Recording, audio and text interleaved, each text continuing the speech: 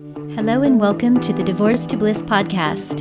Here you will learn all things related to healing from divorce, mind, body, and spirit, so you can create a beautiful new life filled with happiness. I'm Rachel Ruby, author of Divorce to Bliss, divorce coach, speaker, and attorney, and I'm so glad you found me here. Hello and welcome. I am really excited about this episode because we are going to be talking about nutrition and exercise. Now, before you run and say, I'm not going to watch that, keep in mind this very important factor. We've all been told since we were kids how important it is to eat healthy and to exercise.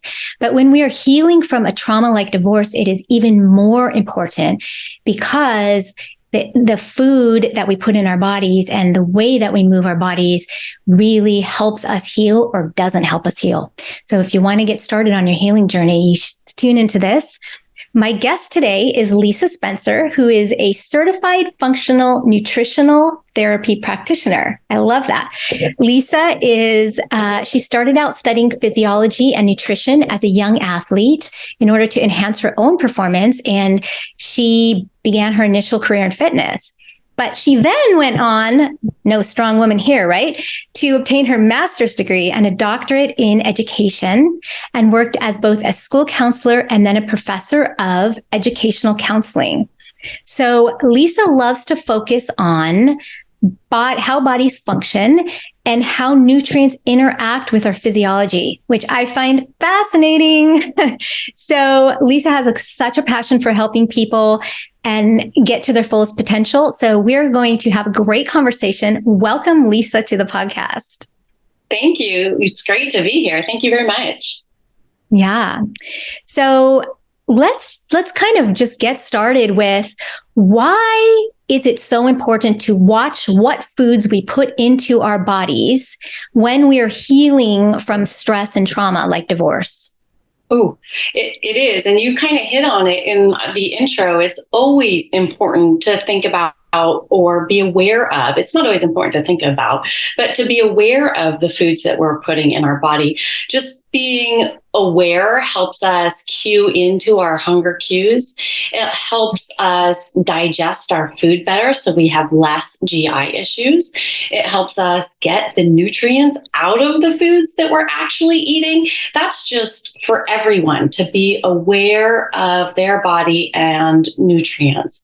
When we're healing from trauma, including divorce, it is even more important because we have such elevated stress hormones. We have elevated cortisol. We are quick to react. And that elevated cortisol kind of brings all things bad to the body. And we really need our nutrients and our fueling, things we eat, how we take care of ourselves to minimize and subdue that cortisol so we can get into the parasympathetic state. We can cue back into what our body feels, what we need, what kind of energy we have. Also, being stressed, having elevated cortisol is incredibly depleting. It's depleting of all energy as well as a lot of minerals, vitamins, and we need to replenish that back into the body. Yeah. If we think about it, when we're healing, think about an external wound, right? And I know you talk about this. We really want to kind of soothe the body, take care of ourselves, prioritize ourselves. Right. Just like we might have done for others in our world, now's the time to do that for ourselves. And we can use the nutrients, we can use fueling, planning what we're going to eat as a way to really show ourselves that we are caring for our body, that we're loving our body, that we're supporting our body, and in turn ourselves, right? Yeah. That's such a great point. And I think about, when you're sad about anything. I mean, a friend could be sick, you lost your job, your child's sick, whatever it is. But when you're divorced, there's so many big emotions, and it's so much easier just from a human being perspective, unless you are some kind of a, a bodybuilder or you're just so in tune with your body. Most people are not. I find that. And it's so easy to sit on the couch when you're in this kind of victim state and feeling sorry for yourself and, grab a bag of potato chips or a glass of wine or whatever. And I think it's really about changing your mindset. Like you kind of alluded to that, and changing, kind of knowing what is going to make you feel good. It's not just about, there's such an emphasis placed on how we look outside, and people go on diets because they want to achieve a certain number on the scale or get and build more muscle or fit into their genes.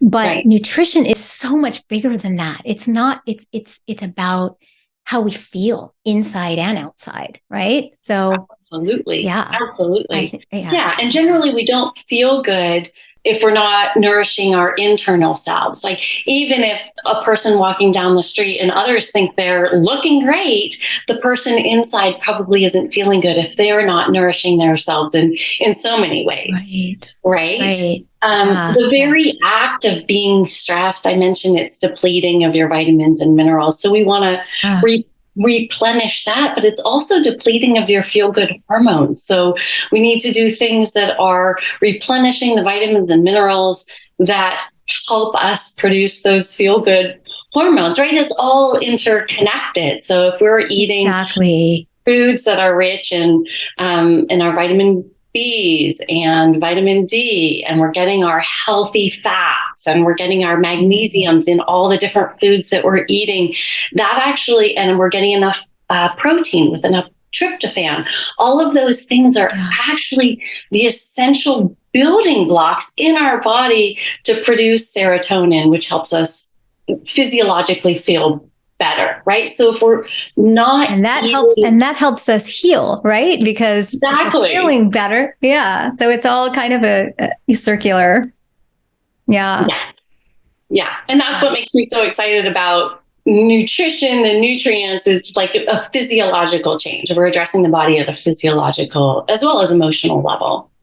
Right. Yeah. And the physiological part is so within our control. And a lot of people, always kind of, like, I know some people in my life who they say, oh, Rachel, you have such willpower, you won't eat that cookie. And I say, well, I don't look at it as willpower to not eat the cookie. I look at it as making a positive decision. So my body feels really good. And so I feel really good. So I can go on doing what I'm doing and feeling happy and, being at my best, the best that I can be. So I think it's just that little change in thinking. Let's talk about, let's kind of move on. You kind of talked about a little bit. Let's talk about moving the body and how important it is to keep active every day. This often gets overlooked again when we're dealing with these big emotions and the challenges that can come from divorce and healing. And what does exercise do for us when we're specifically in that healing mode? And why is it so important to make time for that every day? Mm-hmm. We're going to go back to the cortisol, the serotonin, all of those. Yeah. And there's more. There's other things involved in that. But those are the two big ones. So I like to have it. So just remember those two. Cortisol, we want to diminish that. So our movement is going to help us diminish that cortisol. Seeing the sunlight, the natural light, even if it's not sunny for you, wherever you're listening. And then the movement helps diminish that cortisol, helps it just sort of fade away.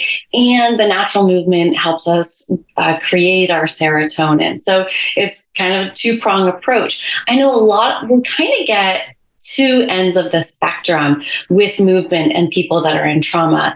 And we see those that move a lot, right? Almost move so much so it's a distractant. And we see some people, maybe the other end of the spectrum, where it's just hard to get off the couch. And they're trying to self-soothe with maybe a distraction from TV or a glass of wine or the bonbons, whatever. So there's different approaches for supporting those two different individuals. Both need support, right? For the person that's moving all the time, they might run into a low energy availability situation where the distraction of being active, going for your normal workout, then maybe playing pickleball, then walking with your friend in the evening, right? We want to make sure that we're fueling for those activities. Otherwise, we begin to, with the stress, run the body into the ground. And from that low energy availability, we get more depression, right? We get a deeper fatigue. We might even have some hormonal imbalance from that, which kind of is counterintuitive of what we think of moving, but we need to be fueling that movement. For the person that's having a tough time getting off the couch, that's really just stuck and movement doesn't sound that appealing, sometimes I like to just, bite-size approach to that, put it on your same list of all the things you want to do and go for a goal of 10 push-ups, walking around the block 2 times during the course of the day. Just start with real achievable things, put them on your checklist so that you can benefit from that serotonin surge.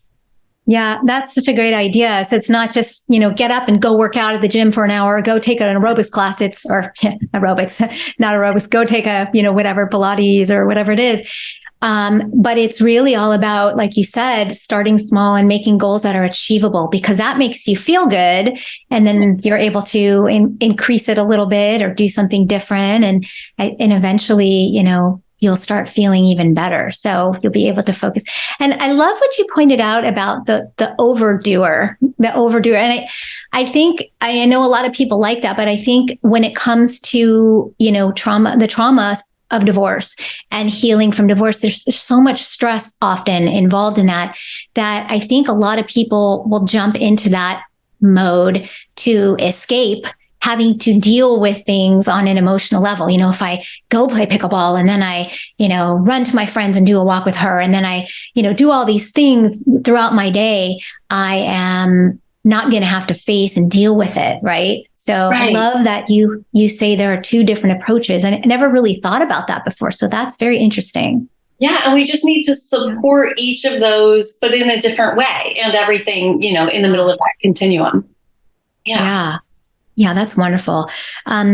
So we've been talking kind of about food and how important food is to the body, but as you know, it's also important to the mind and the spirit as well. So it's kind of this trifecta that I call it in healing, which is we don't just heal, one part of ourselves. We have to heal the body, the mind, and the spirit. And so food and exercise really play into that in such a major way.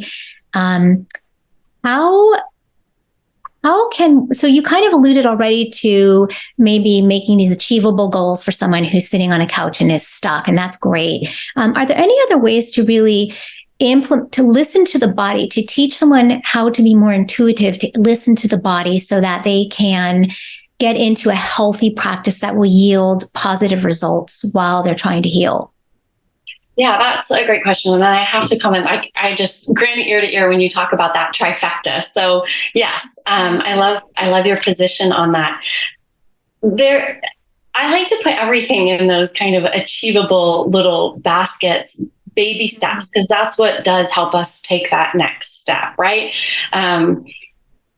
When we are sort of stuck on the couch, we make those baby steps for movement, but also the baby steps for eating. So let's not have the binge-worthy food in our cupboards. Let's just erase that decision. Then you don't have to make the choice for you. You said you don't eat cookies very often. They're probably not in your house. Maybe you get to have that 20% food for the spirit time where you're celebrating something and you get your treat.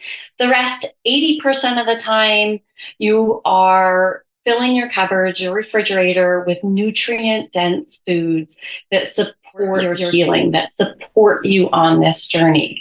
So if you open the fridge and you see things that are easy to grab, that are also going to be supportive to you, you're much more likely to really be healing yourself through the nutrients, through the fueling that you're doing. Same with the cupboard. So I would say, you know what? Take out that sugary yogurt, replace it with some full fat or low fat Greek yogurt that you can add a tiny little bit of honey, or, there's some other great alternatives in the yogurt world for that. But just take out that full sugar kids yogurt. Take out those chips, pretzels, your carbohydrate out of your cupboard. Replace that with some more nutrient dense snacks that you like, maybe some nuts and seeds, so that you're getting your omegas and some good healthy fats and some salt to replenish your body. One of my favorite things is just to take an avocado and just smash it up into guacamole and get some celery sticks, and just, that's such a great snack, and it's such good healthy fats. Absolutely. Your hummus also. So all of those things. I knew a person that in the trauma of her divorce was just having a really hard time eating. So that's, maybe the other end of spectrum for a lot of people. Yeah. And so what we did is she made sure that she always had a pre-made smoothie or protein drink in her refrigerator, in her cupboard. And actually, one step beyond that, tied that to an activity that she would always do. So the first time she got in the car every day, she would grab that, hungry or not, because your hunger cues in the times of stress may not be on point, but she knew she needed to eat to heal. Yeah. That's fantastic. And I think a lot of people may need help.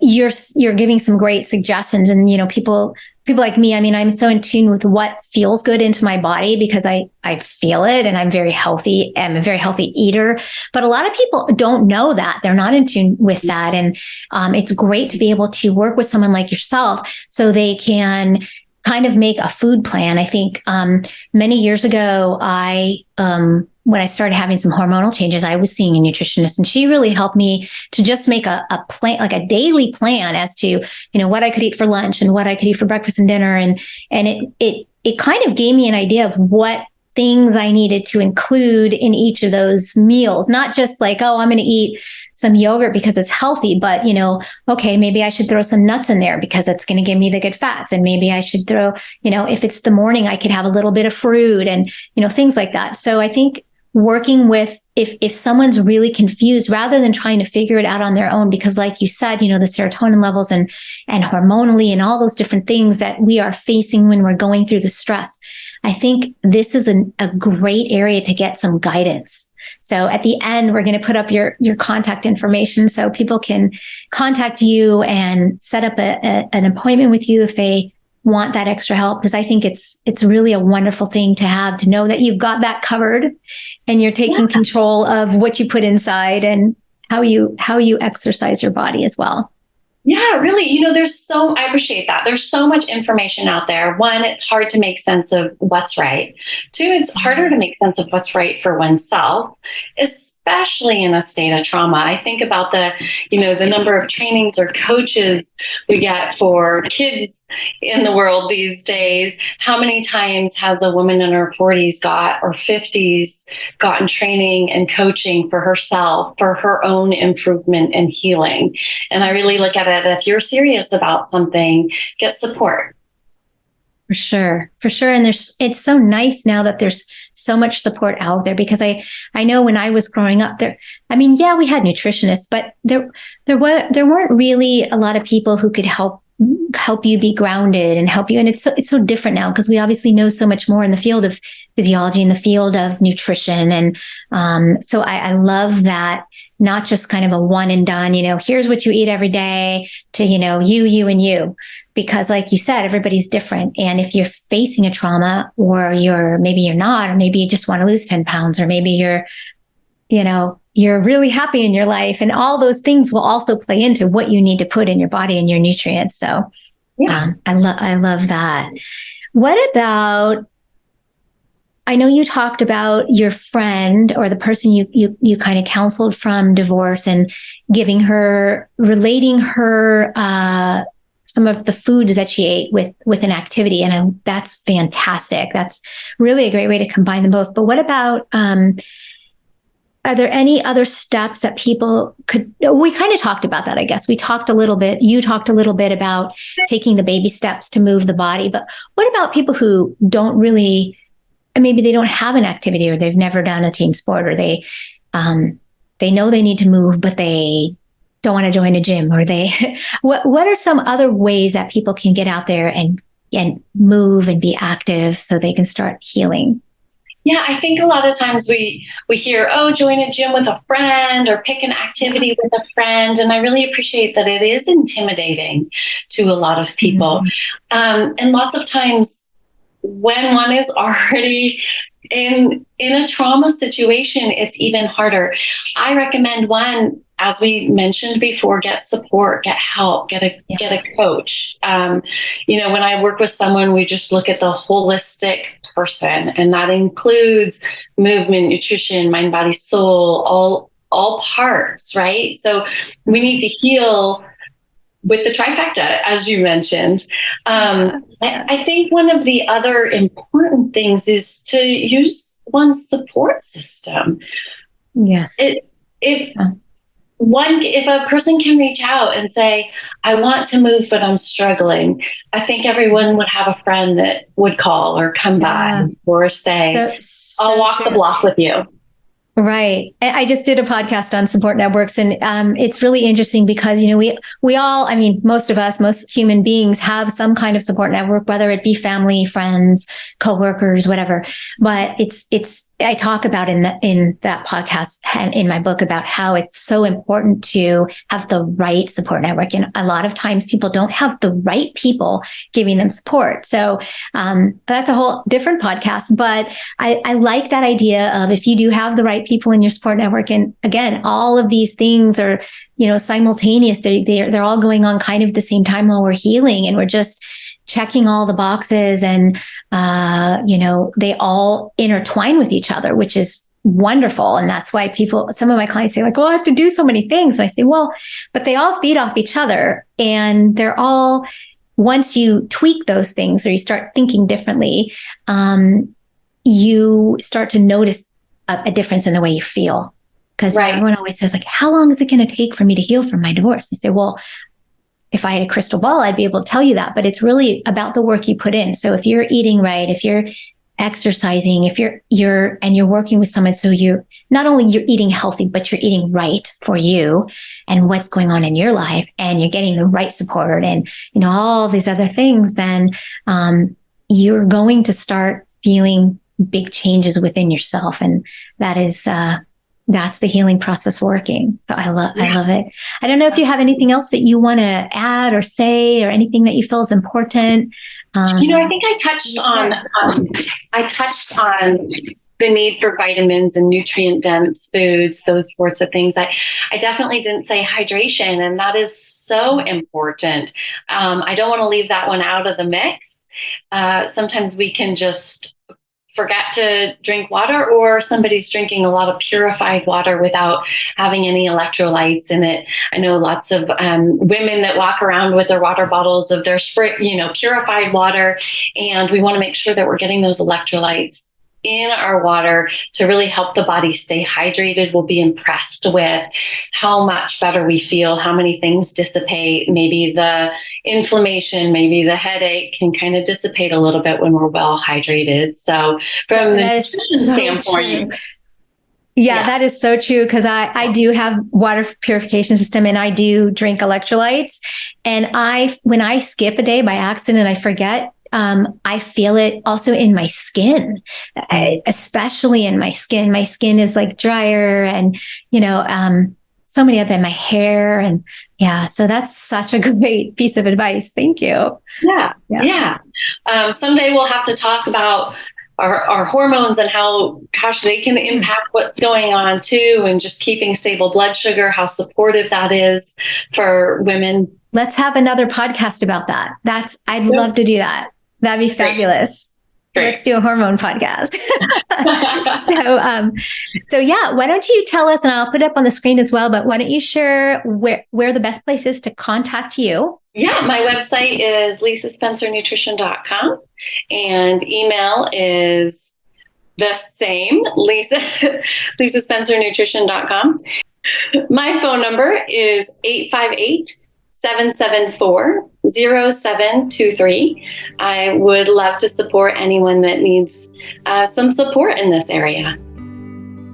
Thank you so much. I'm excited.